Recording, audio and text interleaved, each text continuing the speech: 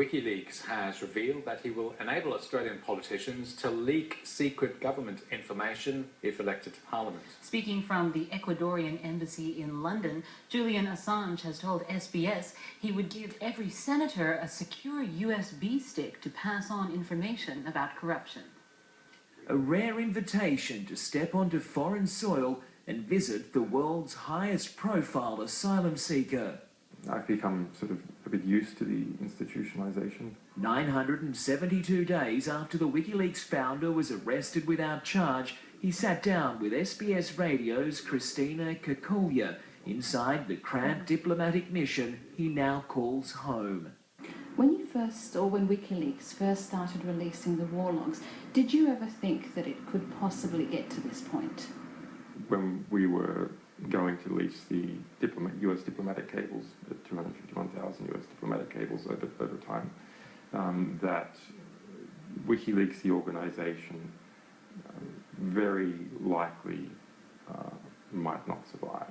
Survive it has, and now its Australian editor is poised to win a seat in the Senate, although an elevation to Parliament would do little, if anything, to secure safe passage home. We have polling over many polls now, including ALP's own polling company, UMR, showing that I have 25 to 28% of the voting intention, 40% of the voting intention for people under the age of 30.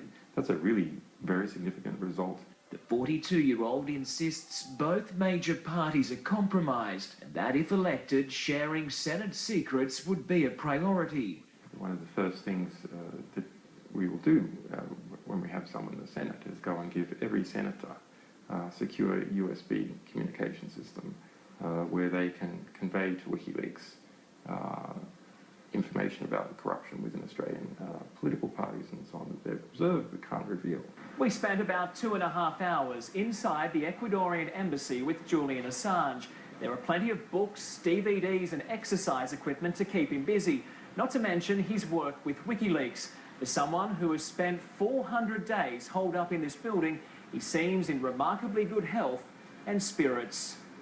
For now, his immediate focus is September 7 and what could be yet another diplomatic twist in the story of an Australian sought in Sweden living in London via Ecuador who lives in fear of extradition to the United States.